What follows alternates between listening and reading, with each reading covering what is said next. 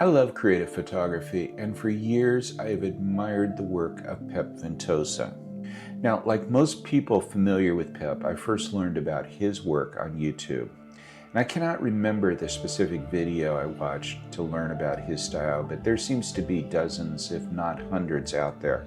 But I never thought in my wildest dreams I would get to meet Pep in person. And let me tell you, he is one of the most gracious human beings one can meet. Now, this video is not going to be a tutorial about the Pep Ventosa style. There's plenty of those out there. Rather, I just wanted to talk a little bit about the man himself. And it's going to be a short video.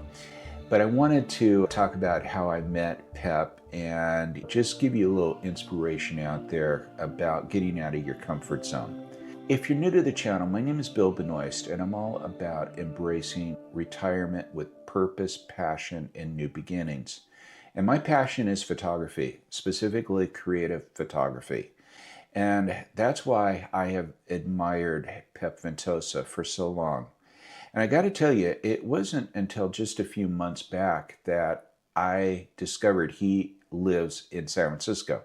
I always thought he lived over in Barcelona, but it was because he was born there and he grew up there. But I did not realize that it was about 25 years ago that he moved to the San Francisco Bay Area.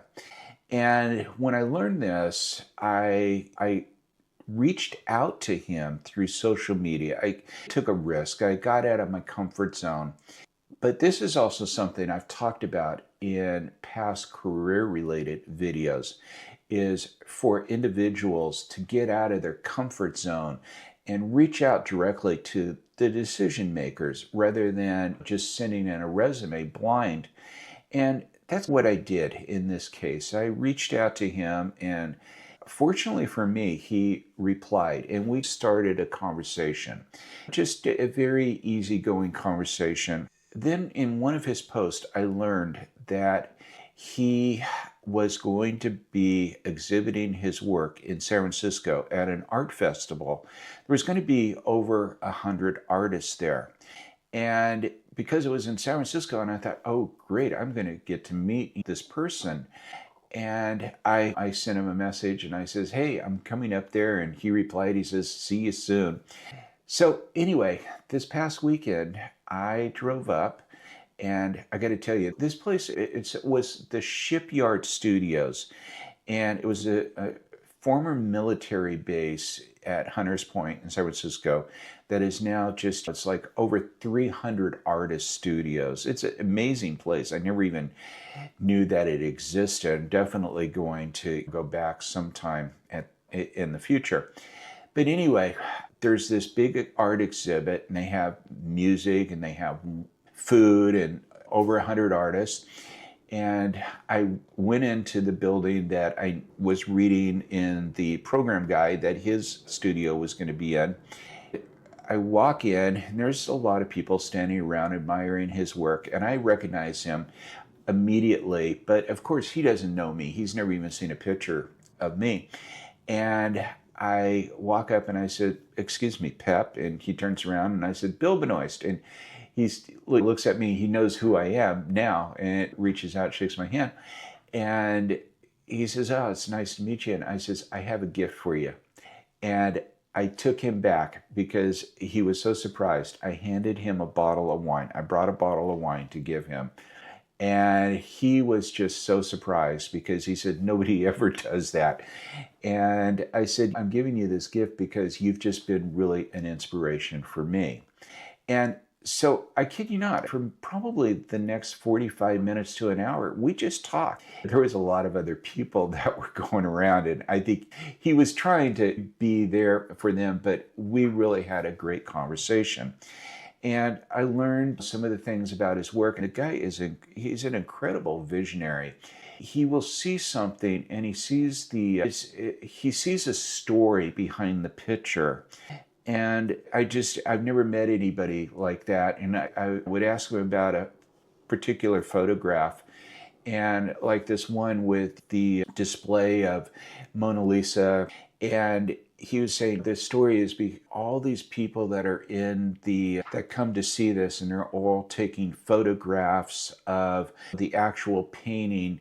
And so he takes all of these photographs and he just blends them together, and then you see the painting very clearly, but you see the blur in the individuals. And it was just the story that he was talking about, how he saw this before he ever really took the picture.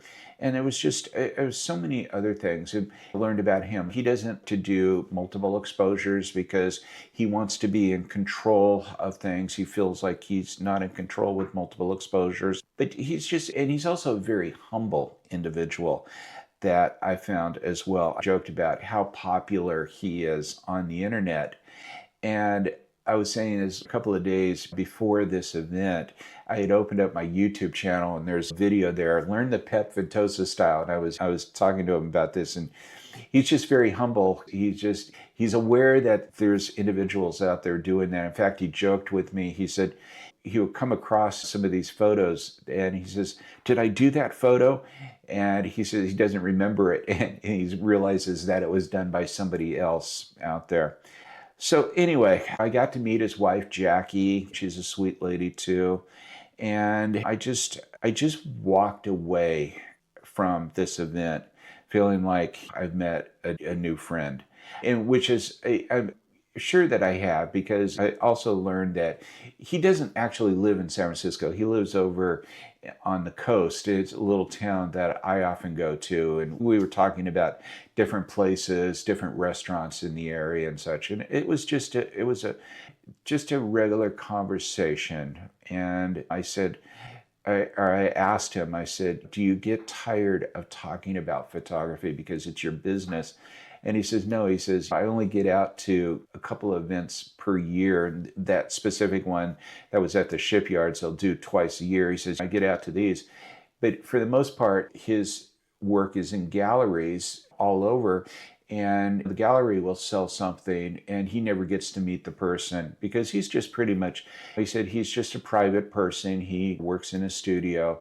And of course, the studio is going to be a computer. I did ask him how long it does take him to produce one of his photographs on average. He says on average about 3 hours.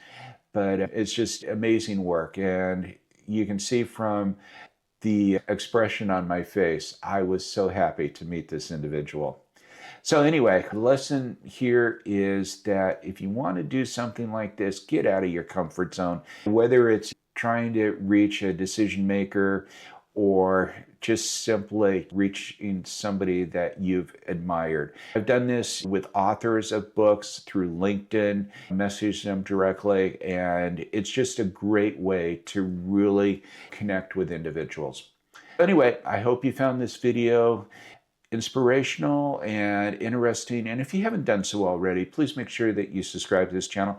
Hit that bell notification as I do upload new videos every Tuesday. And I'd hate for you to miss one. Thanks again for stopping by, and I look forward to seeing you next week. Take care.